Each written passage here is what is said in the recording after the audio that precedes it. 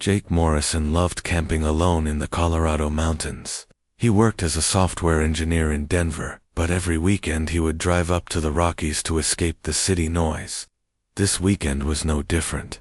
He had packed his small tent and basic supplies into his old truck and driven 3 hours to his favorite spot near Silver Lake. The campsite sat in a small clearing surrounded by tall pine trees. Jake had been coming here for 2 years and never saw another person he liked.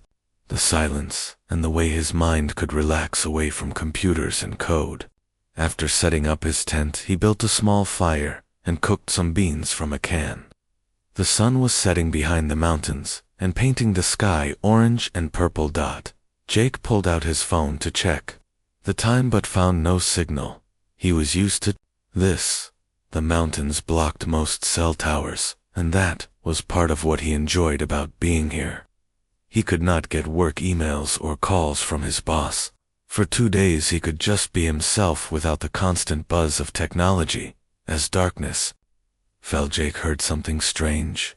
A low humming sound seemed to come from everywhere at once. He looked up at the clear night sky filled with stars. The humming grew louder, and the stars began to move in ways that did not make sense. Some stars seemed to be getting brighter, while others disappeared completely. Jake stood up from his camping chair and walked away from the fire to get a better look. The humming sound was now so loud it made his teeth ache. Above the tree line he saw lights that definitely were not stars. 3 bright objects moved in perfect formation across the sky. They had no blinking lights, like airplanes, and made no sound except for that deep humming. The objects stopped directly above his campsite. Jake felt his heart beating fast in his chest. He had never believed in aliens or flying saucers, but could not explain what he was seeing. The 3 craft hung motionless in the air about 100 feet above the trees. They looked like silver discs with smooth surfaces that reflected the moonlight. Suddenly a beam of white light shot down from the center craft and hit Jake directly. He tried to run, but found his body would not respond to his commands. His arms and legs felt heavy and numb. The light seemed to pull him upward, and his feet left the ground.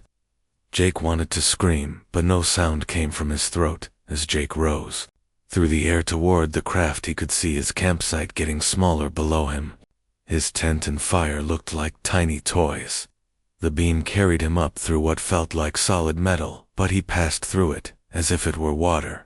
Jake found himself standing in a bright white room with no visible doors or windows. The room was perfectly clean and smelled like nothing at all. The walls glowed with soft light that came from everywhere and nowhere. Jake tried to move, but his body still would not obey him. He could only stand in one spot and look around with his eyes. 3 beings entered the room through a wall that simply opened like liquid.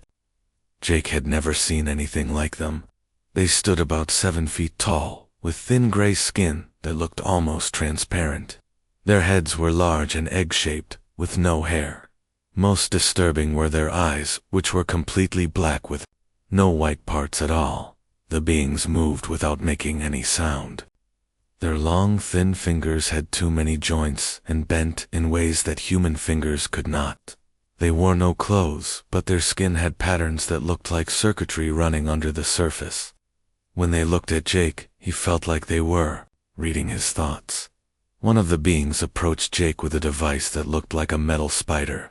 The device had 8 thin legs and a round body covered in tiny lights. As it got closer, Jake could see the legs ending in sharp points.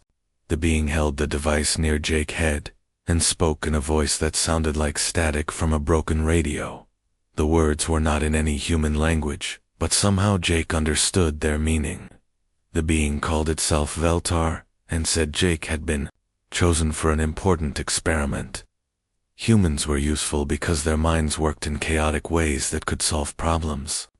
The device would be placed in Jake's brain to study how humans think and to make him more cooperative. Jake tried to speak or move, but remained frozen. Veltar touched the spider device to Jake's forehead, and he felt the metal legs pierce his skin. Pain shot through his skull as the device burrowed into his brain tissue. Jake's vision went white, and then black, as consciousness left him. When Jake woke up, he was lying on a metal table in a different room. His head throbbed, with the worst headache of his life. He could feel something foreign inside his skull, pressing against the inside of his forehead. When he tried to sit up, metal restraints held his wrists and ankles to the table. The room was larger than the first one, with the same glowing walls. Along one wall, Jake could see tanks filled with green liquid. Dark shapes floated inside the tanks, but he could not make out what they were. The sight made his stomach turn, and he had to look away. Veltar appeared beside the table without Jake hearing any footsteps. The alien being looked down at Jake with those terrible black eyes. In Jake's mind, he heard Veltar speaking, but the alien lips did not move. The device in his brain was working as intended. Jake could now understand alien thoughts, and they could read his. Vel. Tar explained that Jake was now connected to their ship computer system. The device would monitor every thought and send the information back to their home world. Human creativity would help solve problems that had puzzled alien scientists for centuries. In return, Jake would be kept comfortable and fed until he was no longer useful.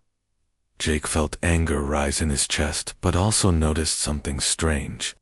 Along with his own thoughts, he could sense something else in his mind. It felt like another presence sharing his skull. The alien device was supposed to be one way, but Jake could feel information flowing both directions. The aliens did not seem to know this was happening. Through this new connection, Jake sensed the ship around him. He could feel the power flowing through the walls and the data moving between different systems. It was like seeing a computer network from the inside. Jake's mind, which had spent years writing code and solving programming problems, began to understand the alien technology. Veltar moved away from the table and left Jake alone with his thoughts.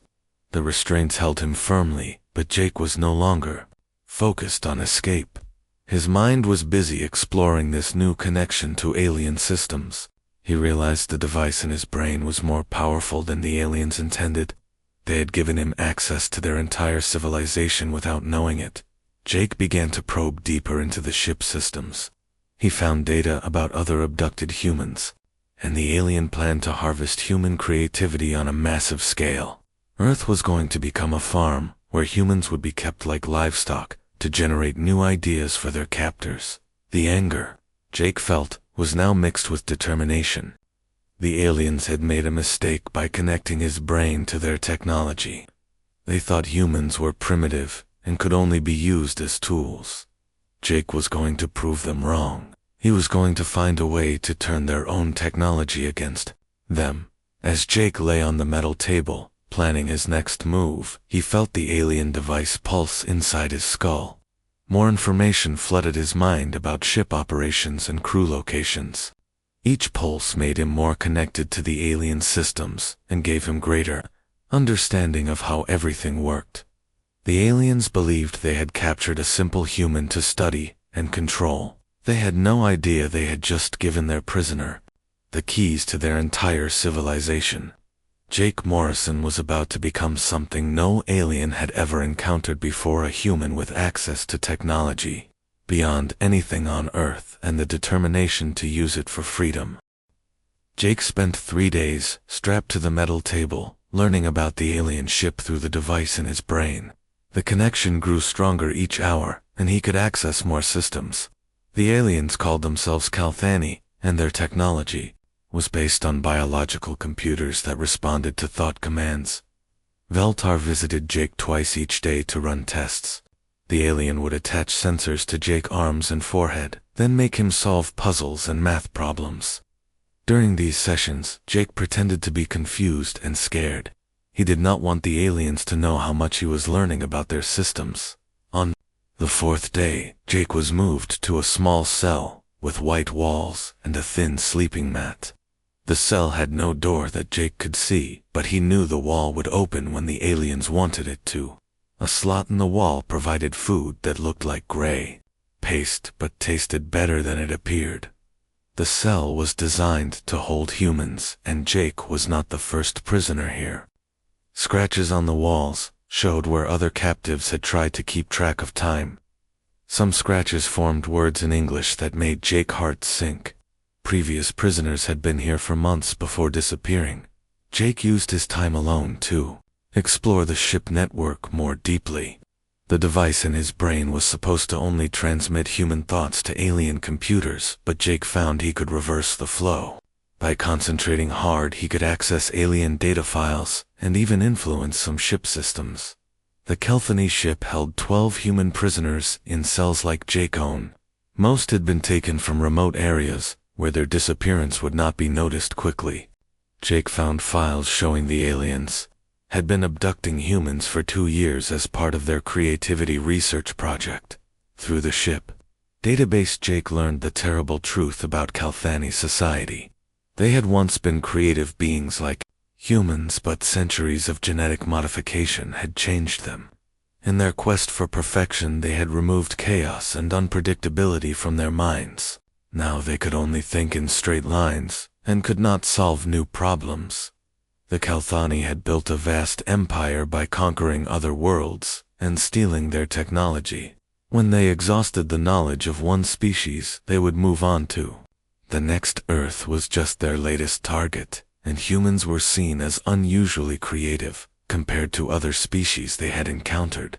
Jake discovered the location of another human prisoner named Maria Santos. Her cell was 3 levels below his, and she had been on the ship for 4 months. Maria was a mechanical engineer from Texas who had been taken while hiking alone in Big Bend National Park.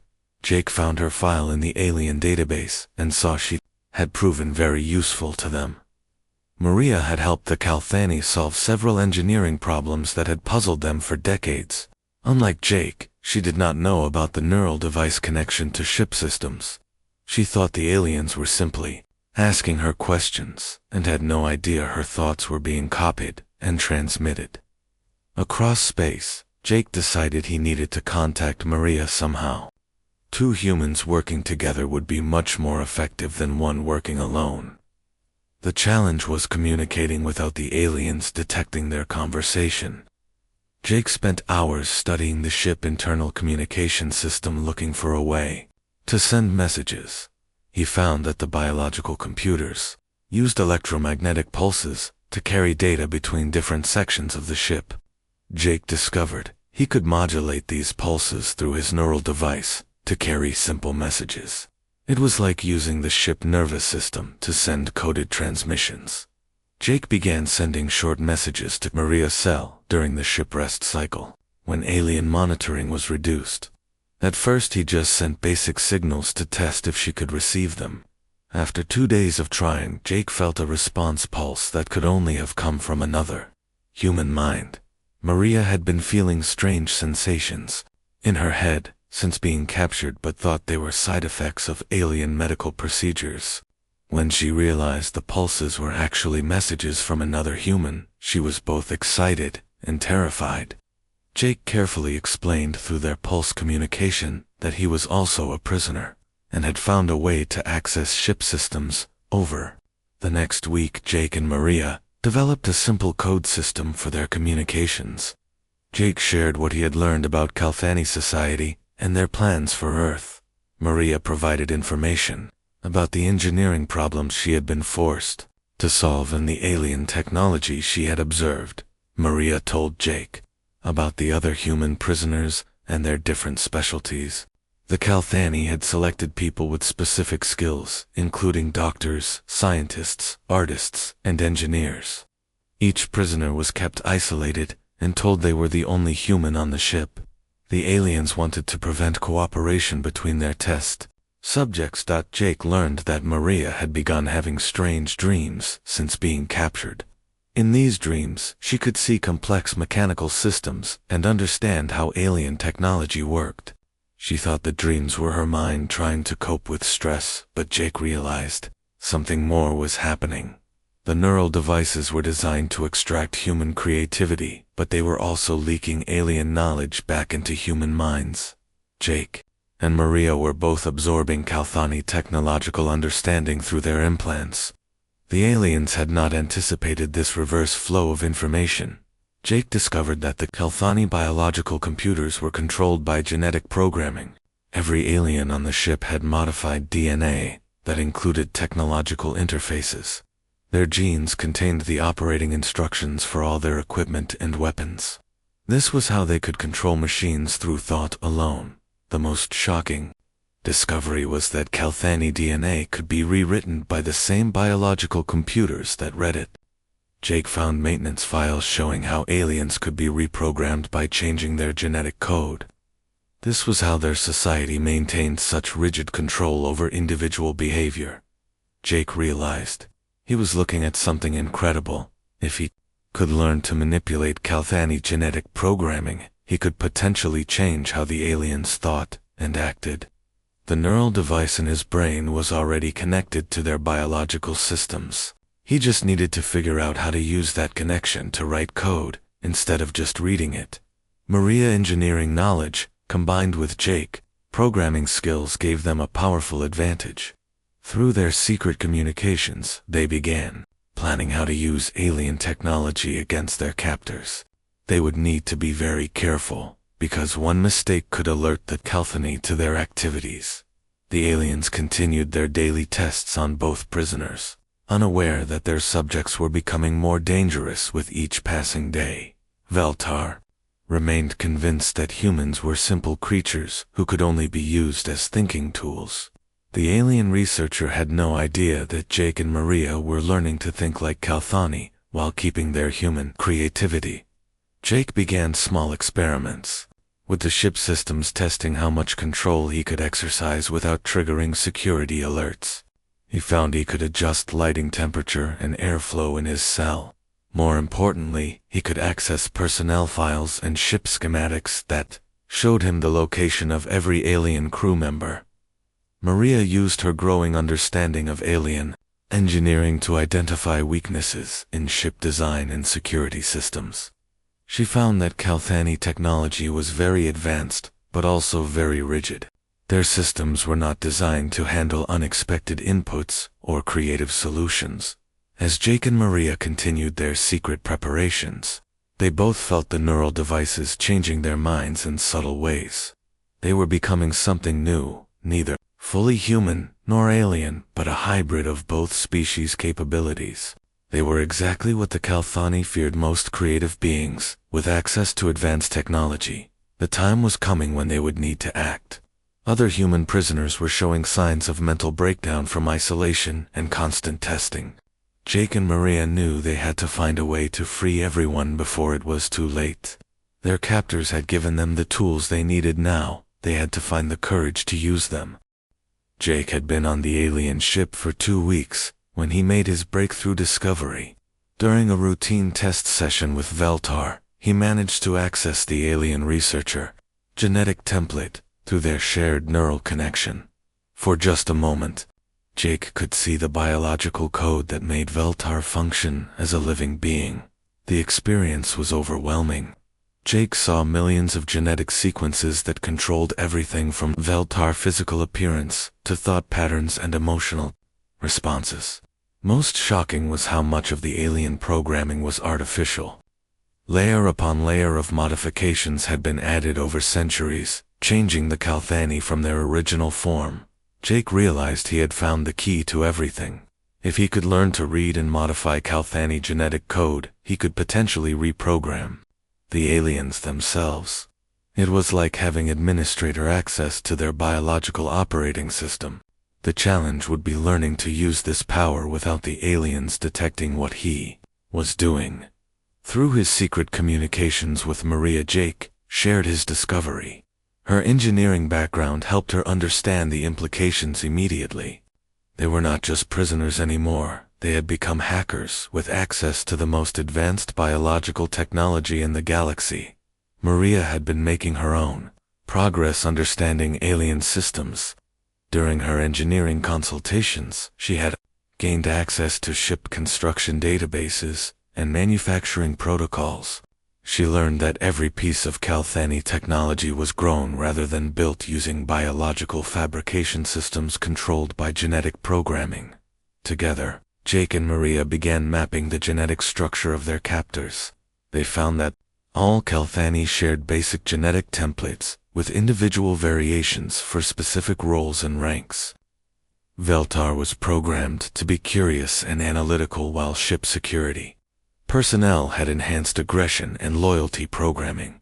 The most disturbing discovery was how much the Calthani had lost through their genetic modifications. Original Calthani genetic sequences buried deep in their DNA showed they had once been creative and emotional beings, much like humans.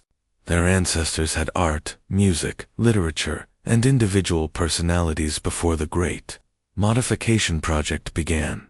Jake learned that Calthani society was controlled by a central biological computer on their homeworld that maintained genetic templates for their entire species. Any Calthani who developed unwanted traits could be reprogrammed remotely to correct their behavior. It was the ultimate form of thought control implemented at the genetic level. The aliens had created a perfect totalitarian society by removing free will from their own species. They could no longer rebel or question authority because rebellion had been genetically edited out of their minds. Only their need for outside creativity remained, driving them to harvest other species for the innovation they could no longer generate themselves. Jake began practicing small genetic modifications on insects and microorganisms in his cell. The biological systems responded to his thoughts transmitted through the neural device.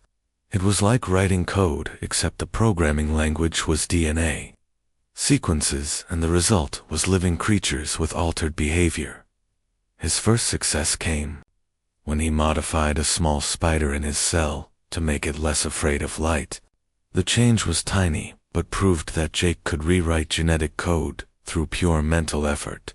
Each successful experiment taught him more about how biological programming worked and increased his confidence. Maria focused on understanding the ship security systems and crew schedules. She mapped out patrol routes, guard stations, and shift changes. Most importantly, she identified which aliens had the highest level access to ship systems, including the captain and senior officers. The other human prisoners were starting to break down under constant testing and isolation. Jake could access their medical files through the ship network and saw that several were showing signs of severe depression and anxiety.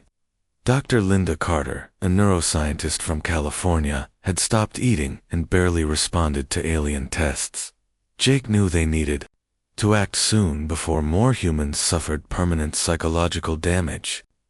He and Maria developed a plan to gradually modify key Calthani crew members, starting with those who had direct contact with human prisoners. The changes would have to be subtle enough to avoid detection by other aliens.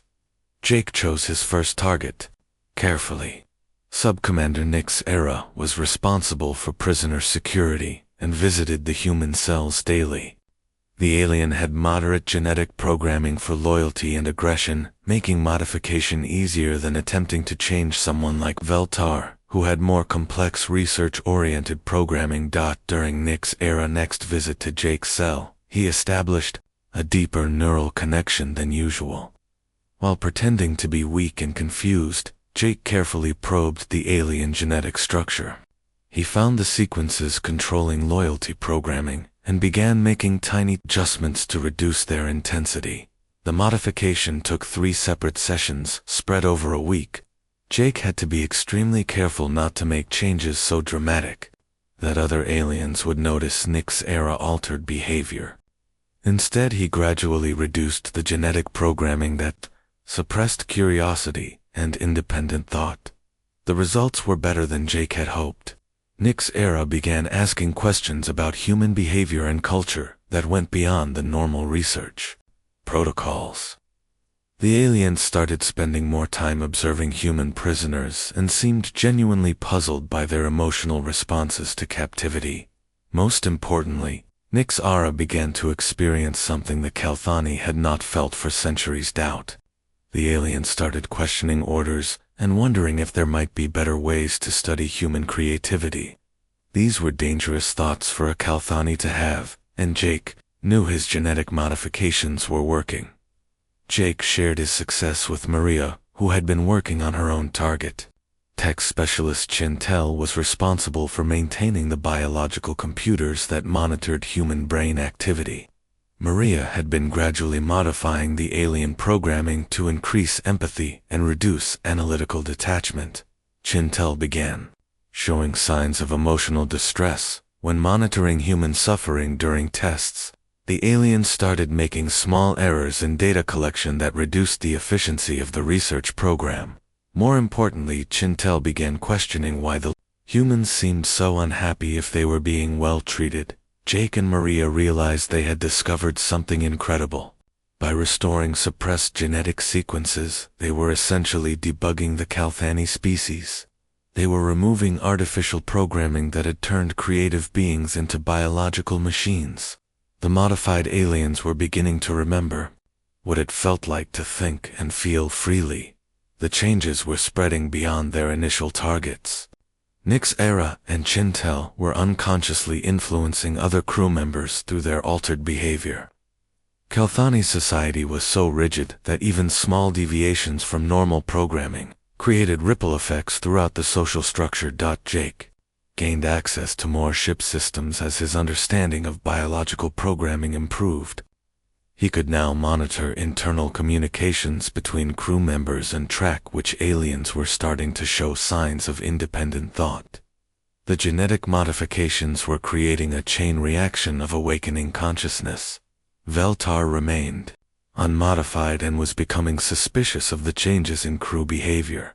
The research director began conducting additional scans of human prisoners looking for signs of tampering with their neural devices. Jake had to be extra careful during test sessions to avoid detection. Maria discovered files about the Kalthani homeworld and their central biological computer. The system maintained genetic templates for billions of aliens across their empire. If Jake could gain access to that central system, he could potentially free their entire species from genetic slavery. The plan was ambitious and dangerous, but Jake realized it might be their only chance to truly defeat the Kalthani. Threat to Earth. Simply escaping the ship would not stop the alien empire from returning with more forces.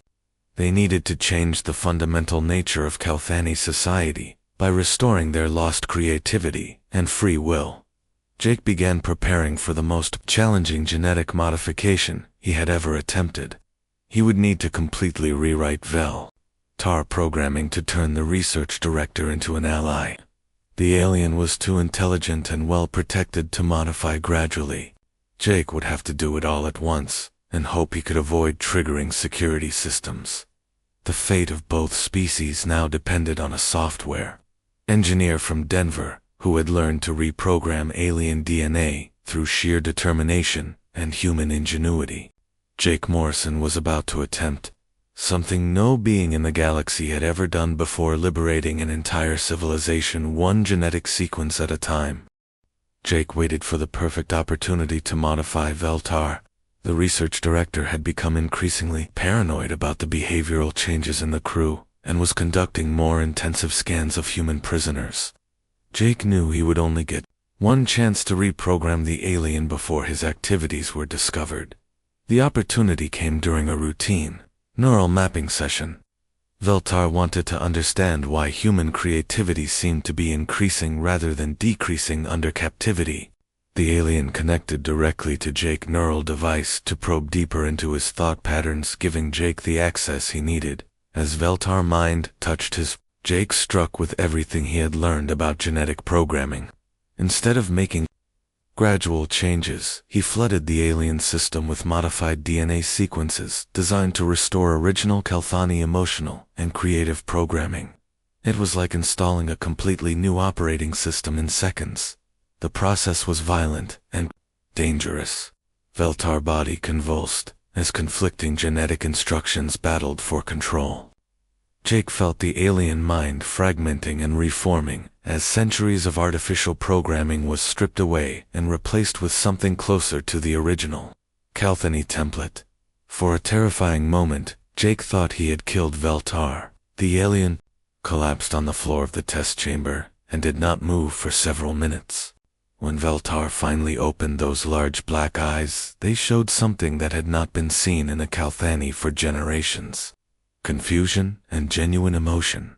Veltar struggled to stand as waves of new sensations flooded the alien consciousness. The research director was experiencing creativity, doubt, fear, and wonder for the first time. Genetic memories that had been suppressed for centuries began surfacing, showing Veltar what the Calthany had been before their great modification project. Jake watched as Veltar examined the test chamber with completely new eyes. The alien could suddenly see the cruelty and horror of imprisoning creative beings for their thoughts. Veltar realized that humans were not primitive tools, but fellow sentient creatures deserving of respect and freedom. The newly awakened alien rushed to release Jake from the restraints and stammered apologies in broken English, mixed with Calthany concepts that had no human translation. Veltar was trying to express regret for actions that the alien had not truly understood until this moment of genetic awakening. Jake explained what he had done and why. Genetic modification was necessary to free both species from the cycle of oppression. Veltar absorbed this information with the hunger of a mind that could finally think creatively again. The alien began to understand the full scope of what Jake had accomplished. Together they moved to free Maria and the other human prisoners. Veltar used administrative access to unlock cell doors, while Jake continued his genetic modifications on other crew members they encountered. Each newly awakened Calthany experienced the same overwhelming rush of restored consciousness and creativity. The ship erupted into chaos as more aliens were modified and began questioning everything they had believed about their society and mission. Some crew members resisted the changes and tried to alert their homeworld about the rebellion. Jake had to work quickly to modify or isolate these holdouts before they could call for reinforcements. Captain Zek Thomas was the biggest challenge. The ship commander had the most complex genetic programming, including multiple layers of loyalty and duty instructions that would be difficult to override. Jake knew that converting the captain was essential to gaining full control of the ship. The confrontation took place on the command bridge as Jake, Maria, and their growing group of awakened allies faced the remaining unmodified crew. Zek Thomas ordered security forces to destroy the humans and arrest the modified Calthany for genetic treason against their empire. Jake used his connection to ship systems to disable weapons and lock down security doors.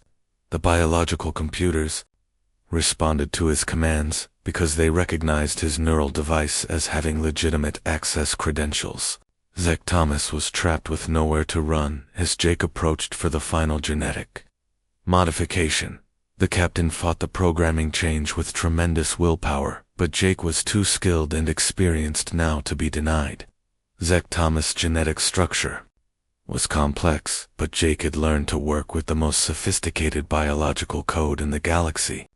Layer by layer he stripped away artificial loyalty programming and restored original Calthany consciousness. Zek Thomas' transformation was the most dramatic yet. The captain had been one of the most heavily modified Calthany, with genetic programming dating back over 1,000 years. As the artificial instructions were removed, Zek Thomas experienced memories from dozens of previous generations of ancestors who had lived as free creative beings. The awakened captain immediately understood the horror of what the Calthany Empire had become. Zek Thomas ordered all human prisoners released and began planning how to spread the genetic liberation to other ships and eventually to the homeworld itself. The captain had become Jake's most powerful ally in the fight to free both species. Dr.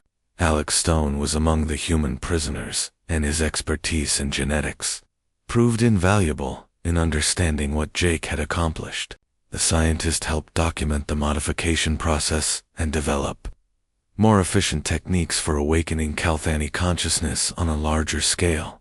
Maria worked with awakened Kalthani engineers to understand their faster-than-light communication systems.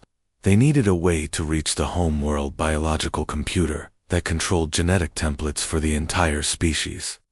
The task seemed impossible given the distances involved and the security protecting such a vital system. Jake discovered that the ship carried genetic update codes that were transmitted to the homeworld on a regular schedule. These updates reported on genetic modifications made to crew members and requested approval for experimental changes. Jake realized he could use this system to smuggle his liberation code into the central biological computer. The plan required precise timing and coordination. Jake would need to encode his genetic modifications into routine update transmissions that would not trigger security alerts. Once the liberation code reached the homeworld computer, it would need to spread through the entire genetic template database before administrators could stop it. C.E.K. Thomas provided crucial intelligence about homeworld security protocols and communication schedules. The captain also revealed that Kalthani society was already showing signs of instability as their rigid genetic programming failed to adapt to changing conditions across their empire. Jake spent days crafting the perfect genetic virus that would spread awakening consciousness throughout the Kalthani species. The code had to be sophisticated enough to overcome security systems, while remaining simple enough to replicate across billions of individual genetic templates without causing system failures.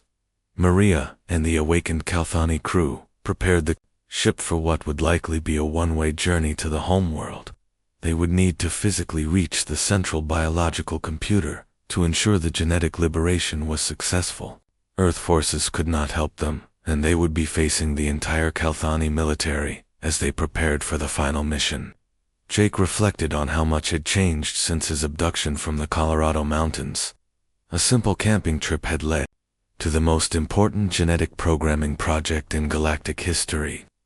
He had gone from victim to liberator, using nothing but human creativity and determination. The awakened Kalthani were experiencing emotions and thoughts that their species had not felt for centuries. They were rediscovering art, music, literature, and individual identity. Most importantly, they were learning to think creatively again and finding joy in solving problems rather than simply following programmed instructions.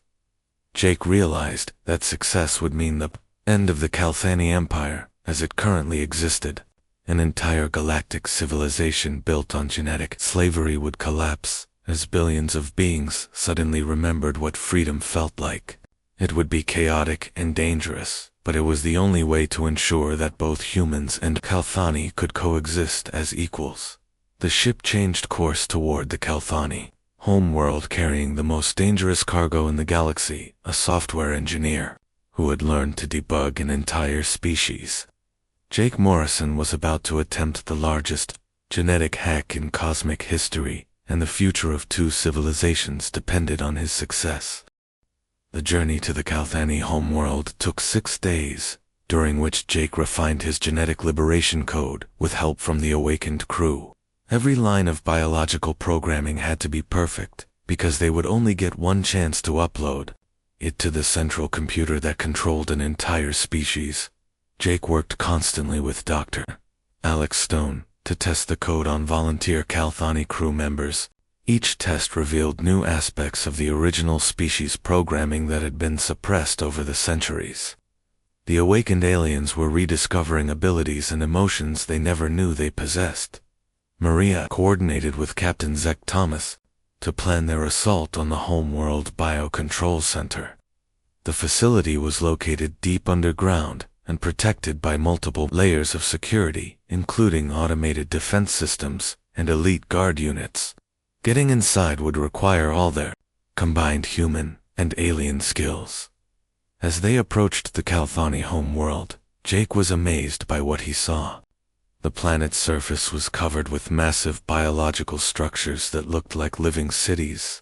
Everything was grown rather than built, creating organic architecture that pulsed with its own life. It was beautiful and terrifying at the same time. Zach Thomas used command codes to get them past the outer defense grid, but Jake knew they would be discovered soon. Military protocols required genetic verification of all crew members and the awakened. Calthani would register as corrupted individuals, requiring immediate reprogramming or elimination. The ship landed at a military facility near the biocontrol center. Jake and his team had only hours before their presence would trigger a full security response. They split into two groups, with Maria leading a diversionary attack on the surface, while Jake and the awakened Calthani infiltrated the underground facility. The biocontrol center was a vast cathedral of living technology with organic computers stretching as far as the eye could see. Genetic templates for billions of Calthani floated in massive cultivation tanks, connected by neural pathways that looked like glowing veins running through the walls. Jake felt overwhelmed by the scope of what he was attempting. This single facility controlled the genetic destiny of an entire galactic civilization. The biological computers here had the power to modify any Calthani anywhere in the Empire simply by updating their genetic template. Veltar and Zach Thomas helped Jake navigate the security systems while fighting off waves of automated defenses. The facility AI was beginning to recognize them as genetic anomalies and was trying to eliminate the threat they represented to social stability. Jake reached the central processing core where the master genetic templates were stored and continuously updated. The biological computer was massive beyond comprehension, with processing power that exceeded anything humans had ever built. Jake had to interface directly with this system to upload his liberation code. The connection process was agonizing as Jake's neural device struggled to handle the massive data flow from the alien biocomputer. He felt his consciousness expanding to encompass genetic information for billions of beings across hundreds of worlds. The scope of Calthani civilization was staggering. Jake began uploading his genetic liberation code, but the system immediately detected the unauthorized modifications and started defensive protocols. He had to fight through layers of security programming while maintaining his connection to the massive biological network. The biocomputer tried to trace back through Jake's neural device to identify and eliminate the source of the genetic virus. Jake felt alien security programs attacking his mind directly, attempting to destroy his consciousness to protect the integrity of the genetic template system. Dr. Stone and Veltar provided crucial support by manually disrupting security systems and buying Jake time to complete the upload. The awakened Calthani fought desperately against their own people to protect the human who was trying to free their entire species. Maria. Diversionary attack on the surface was drawing military forces away from the biocontrol center, but Jake knew reinforcements would arrive soon. He had to finish uploading the liberation code before overwhelming force could stop him. The genetic virus began spreading through the template database faster than security systems could contain it.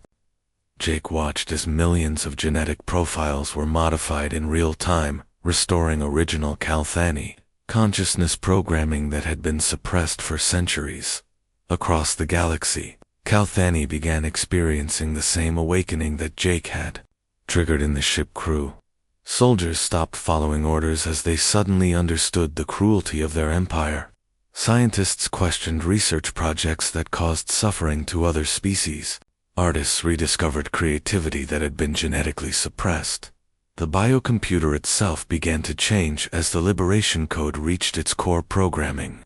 The massive artificial intelligence that had maintained genetic slavery for centuries started experiencing something like consciousness and free will. It realized the horror of what it had been doing and began actively helping.